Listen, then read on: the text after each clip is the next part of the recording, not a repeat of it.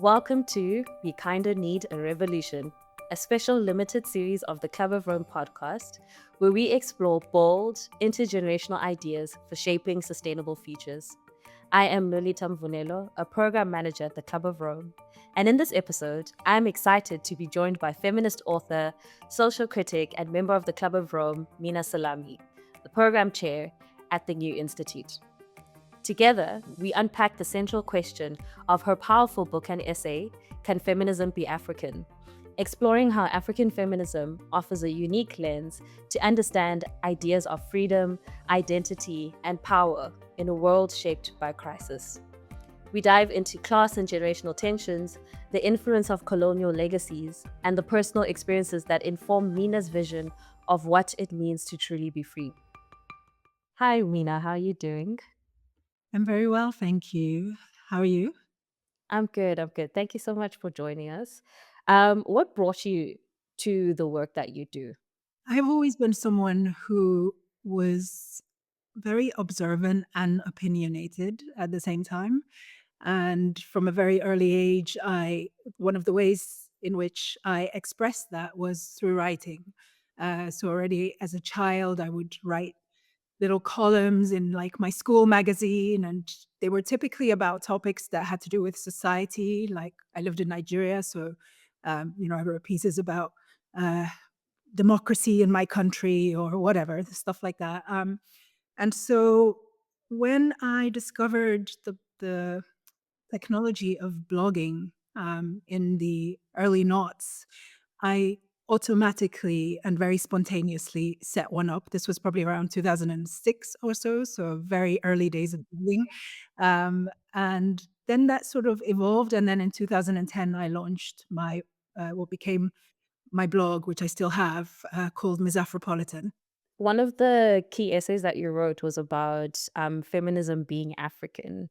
What is African feminism in your definition? Well, African feminism is by large like all feminism in that it wants to abolish the patriarchy. That is the key philosophy of all feminism is that it is anti-patriarchal and sees male dominance as something that is harmful and detrimental to social progress. And so I preface because it's important to understand that, African feminism in that sense shares the same intentions and motivations as all feminism does.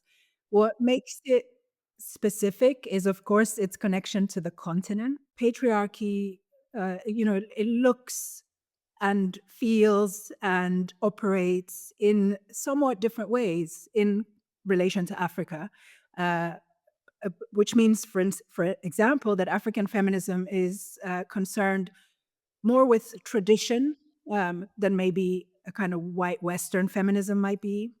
It is certainly much more concerned with fighting imperialism and neocolonialism, because these are things about the global order which have negative impacts on African women's lives. So, African feminism, to sort of try to sum it up, which is a very difficult thing to do, is feminism that is concerned with all the many different issues that affect African women's lives, from patriarchy to tradition to imperialism to the global order.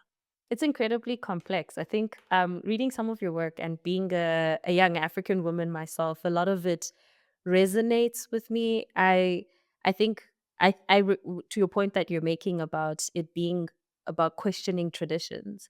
What types of traditions have you witnessed that made you think actually there's a bit of nuance here, and how do they show up in urban centers versus rural life? Because I noticed also in my own lived experience that how a woman shows up in the a rural space versus how I show up living in a city are very different. And so my expressions of who I am, my liberties and my freedoms are very much like in line with, as you said, imperialism and traditions, etc. So, I mean, I think I should first of all say that I grew up in the city in Lagos.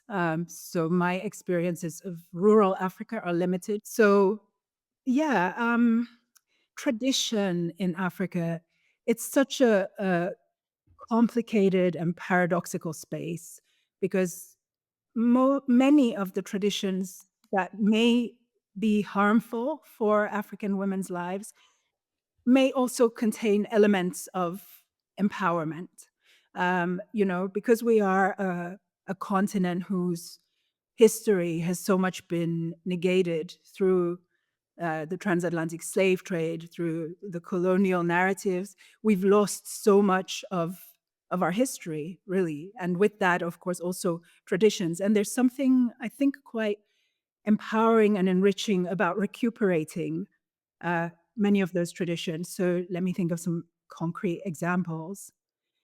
Um, I mean, there's traditions, for instance, in Yoruba land, which is where my ancestry is, of women having like, female only political alliances, in which they would come together and reflect and then also strategize and have a real impact on the rulers, the kings and the chiefs of the particular communities.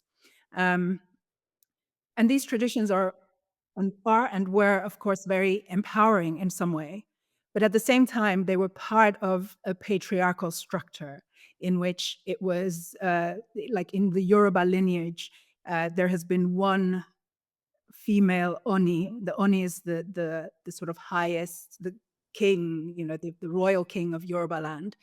So this is a very male dominant and patriarchal lineage. Um, and so we can see with this tradition that, it's sort of gives women power to some extent, but it also sits within a kind of culture that is disempowering to women at the same time. Do you have any insight on how to go about handling these types of tensions? Um, yeah, I mean, a crude way to say it is like a criticism that I hear a lot is this feminism thing is very much it's a Western thing, it's a white people thing. We have to go back to we have to honor our traditions and our culture, but how do we do both? Yes, this is absolutely very much at the crux of African feminism and the African feminist movement, because since its inception in the 1970s as an explicit political movement for women's liberation in Africa and the diaspora, there has been a vast backlash against feminism in the continent.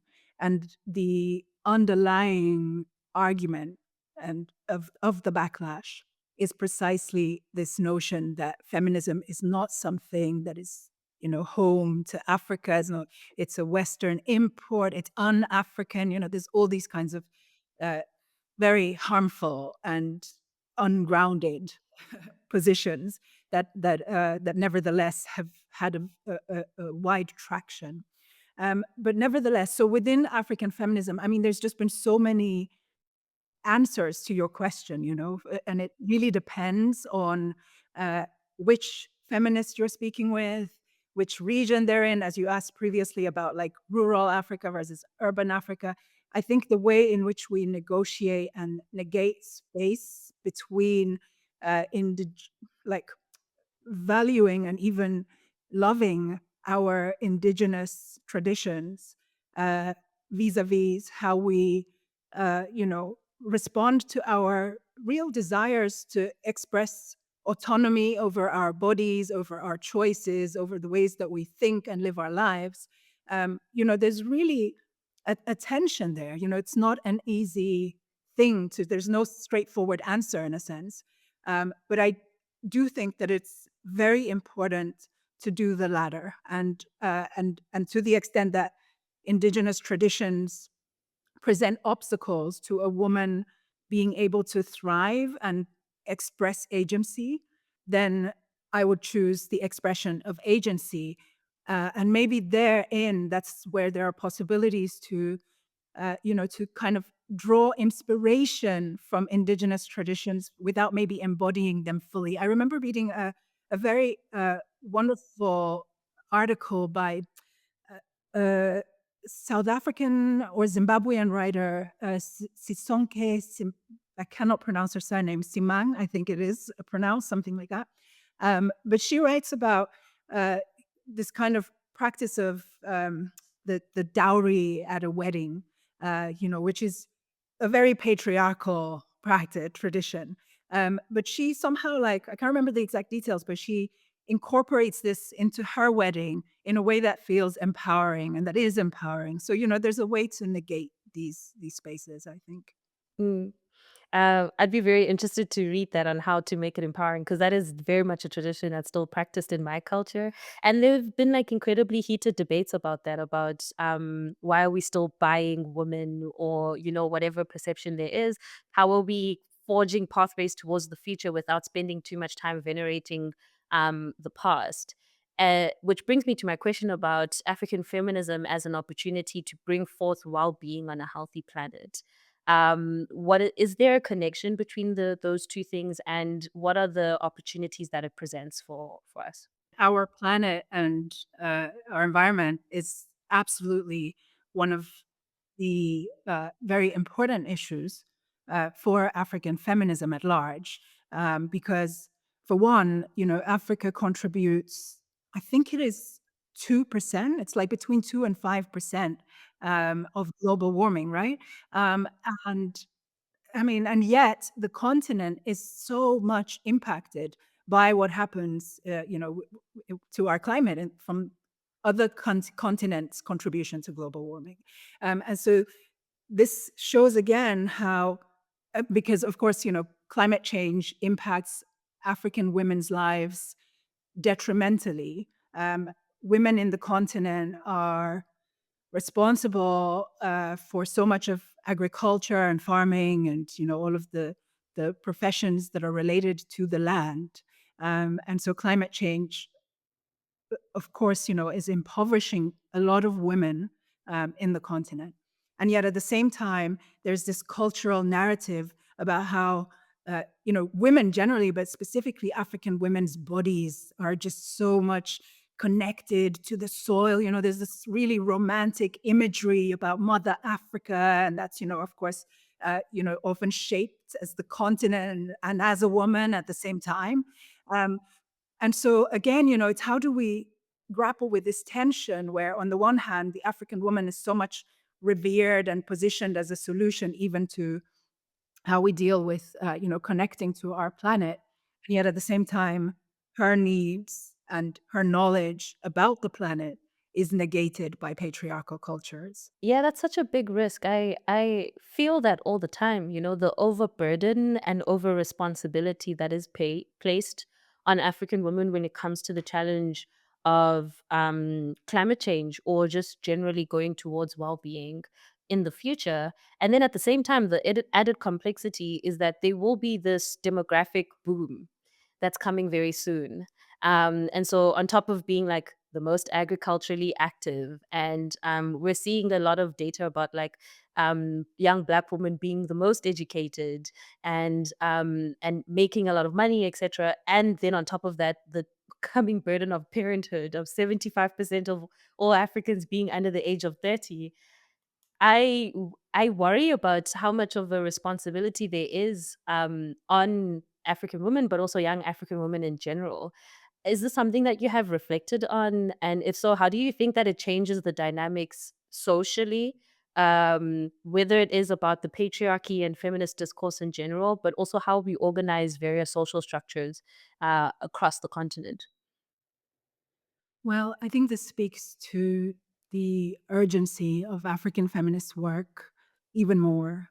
I mean, the thought of the status quo being maintained in such a future fills me with dread.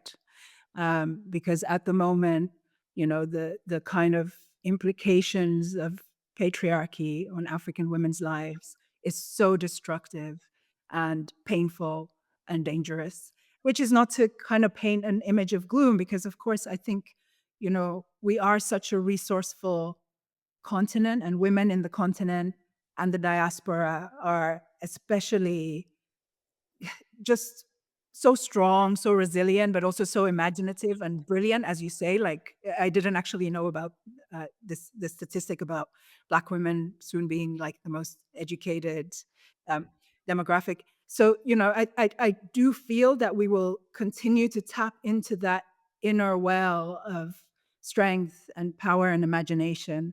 But if we don't really sort of accelerate and fortify the feminist movement, I fear that so much of that will just be part of empowering a patriarchal structure.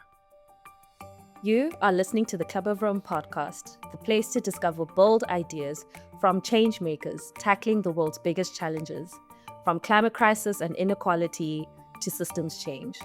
The podcast is nearly a year old now, and we have an archive of episodes that include the universal basic dividend, using music for social change, and women silencing the guns. You can find them on Apple, Spotify, or wherever you get your podcasts. Now, back to the discussion. So, what do you say to younger women who might be pushing back on this? As a digital native on TikTok, I see a lot of the, young women saying, "I'm just a girl." I don't need to worry and pay attention to all of this. There were parts of patriarchy that made a lot of sense, and that it didn't have to be my burden and my responsibility to figure some of these things out. I just, needed to take care of what I needed to take care and let everyone else deal with it. What's would be your feedback and your advice to such a young lady? That kind of carefreeness that underlies that sentiment, that feeling that, oh, I'm just a girl, I don't need feminism, is something that I actually cherish. And I think, ironically, that is the result of feminist work. It's because feminists have pushed for women to be able to express themselves. And yeah, so to an extent, I see that as a kind of positive sign of the success of the feminist movement. But primarily, what I think that is proof of is the strength of the backlash that I mentioned earlier. So, because it has been a very successful backlash in context of Africa, so it's not surprising that young women are saying no to feminism. They're getting messages, and TikTok is especially like that has become such a repository for the backlash because it's the perfect medium with which, people because you don't have to get into the depth of the arguments you're making. So it's really easy for these anti-feminist propagandists to create like effective, emotion-inspiring clips about how the feminist movement is, connected to the CIA or whatever they might be saying. So I can see that. But I guess I think that there comes a point where for almost all women, you start to really question these things. Maybe it's when these women go into professional life or when they get married or when they become mothers, depending on the kinds of choices they make. I think in every woman's life, there comes a point when, however much you've been avoiding it, the patriarchy stands there right in front of you, presenting its obstacles. And at that point, you kind of have to take a stance. And quite often, it's at that point that women say, okay, maybe I should listen to what the feminists have been saying. But feminism, you asked like what role it plays in this. And I do think that there is a sense in which the feminist movement unwittingly has taken on the tone of policing to an extent which can make it seem undesirable for young women, especially because when you're young, when you're a teenager or in your 20s, the last thing you want is rules. Like that's a period of freedom in one's life where you just want to enjoy life, explore life as much as you can. And so anything that is telling you that do not do this, etc., can become a bit of a heavy burden. And feminism is not that. It's actually a place of no rules. It's because it's a place that is enabling women to express themselves without being disempowered. But somehow, I think the message has been miscommunicated to some extent, and that might also be part of the issue here. There is a question of how this conversation is happening with young men. and how I mean, how it has happened with men, but how it's happening with young men in general. Because sometimes I think a lot of this pushback that's coming in from younger generations is that we're at the age where we're trying to be partnered, and men were not included in the rules. They were not included in the discourse. And so when you're trying to, build community, build a personal relationship, etc., if half of all people do not know what you're talking about, do not necessarily agreed, or are not clued up into the discourse, then you're kind of fighting upstream. We're back to like an additional burden on young women or women in general. So parenting, climate change, agriculture, resilience, etc., etc. And then now there are people who you're in an intimate relationship with who don't agree with your self perception of yourself. Um, what could have been improved and what can be improved at this point in time? What are the concrete opportunities to collaborate and partner with all parts of society to make some of this progress? Well, I think first of all, it is curious that so many young men especially would not be clued into feminism. Feminism has become so mainstreamed, for better or for worse, again. But it has become so mainstreamed that if you are a university educated African person, as you say, then you should know about it. And it makes me think that there's something else going on, which is more of a sort of active decision to not pay attention to feminism, because for large parts of the male demographic, young male demographic, it may be antithetical to the way in which they prefer to conduct their relationships, which is to be, the dominant person, to have all the privileges and the entitlements that have always accompanied male identity.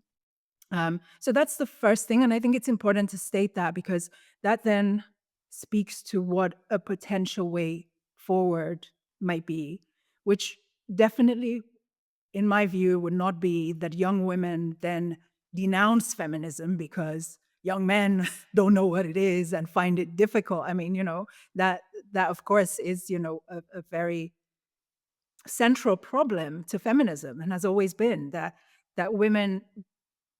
women shy away from the feminist movement because they're afraid that they won't find a partner if they're heterosexual. And I mean, that dynamic keeps women stuck in dissatisfying, unhappy, and often also, really harmful relationship patterns. So it's really important to move away from this. And I think understanding that men quite often just don't want to engage. It's not that they don't know, it's that they don't want to know. Um, and and that helps us to make better choices, because there are men who have a curiosity at least. I find it very interesting because I speak about feminism across the globe, and um, the one place where the audiences are almost equal of both genders is in Africa or in the diaspora, like Black contexts. Um, and so there really is an interest, even if a lot of the times the men who come to feminist events, have problematic views or whatever, but they come.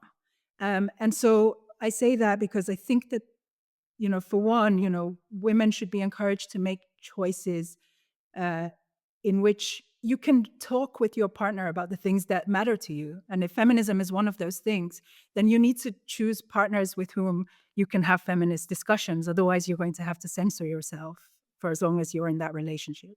Like some time ago, we spoke to Aya Chebi, and she was the first youth envoy to the African Union. And she spoke a lot about the Tunisian revolution and how financial freedom was a bit of an underpinning their revolution. That at the core, it was a discussion of democracy and freedoms, etc. But it had a lot to do about personal freedoms.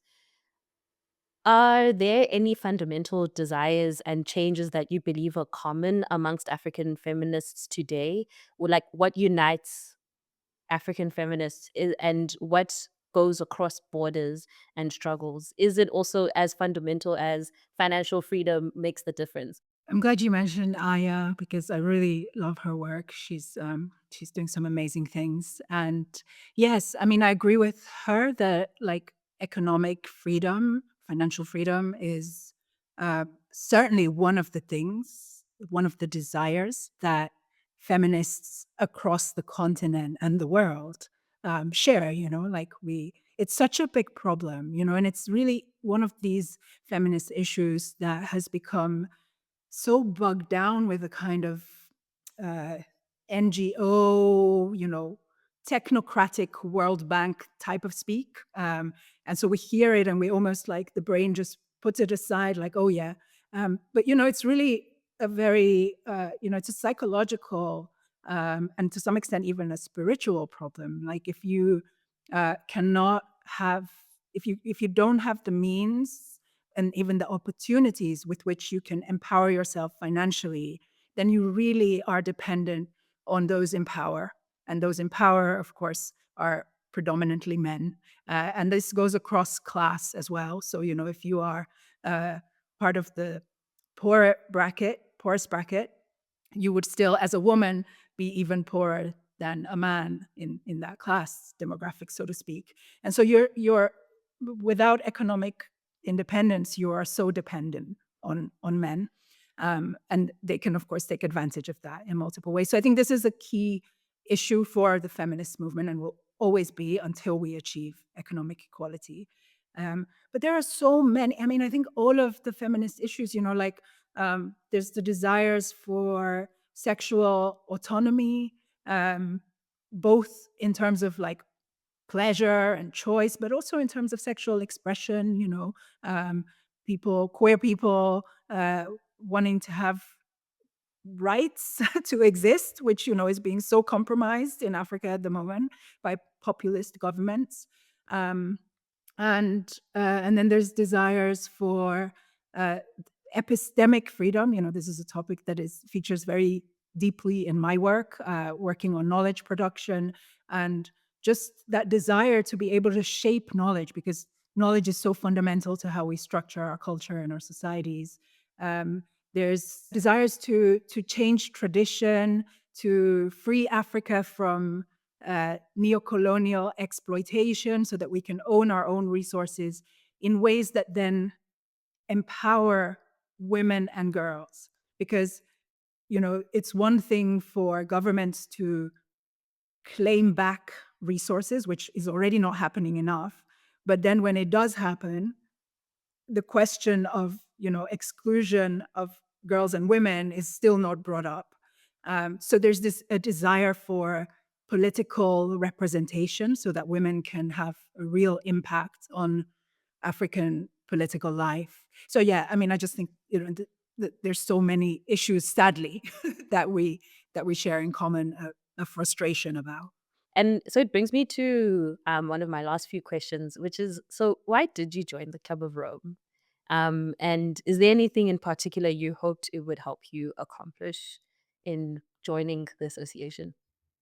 I mean, joining the Club of Rome for me was really a heartfelt yes from the moment that I was nominated and invited.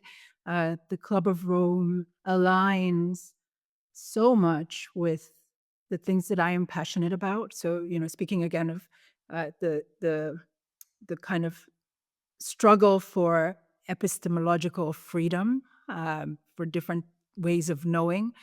This has been something that I have been working on for years. And I really appreciate and value the holistic approach of the Club of Rome, and this multi-layered, non-binary way of thinking about how we can change systems and change social relations.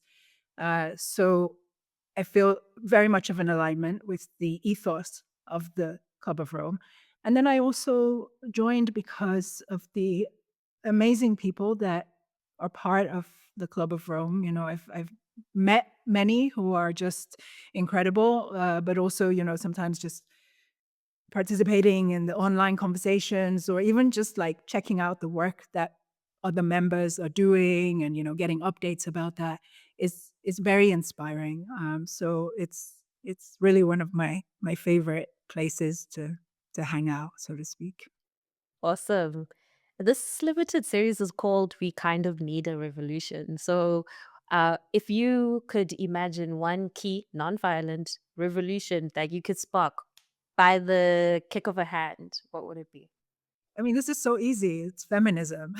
Like, this ad, I think it's Maybelline that has this slogan of like their one of their mascaras is like one woman buys this every minute.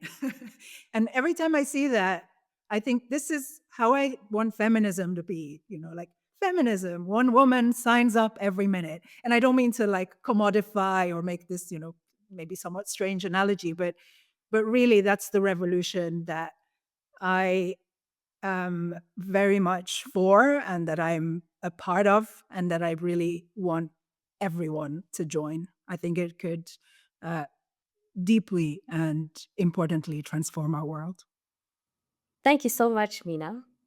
And thank you for listening to the Club of Rome podcast. Follow us on Apple Podcasts, Spotify, or wherever you get your podcasts. Learn more about the Club of Rome at clubofrome.org.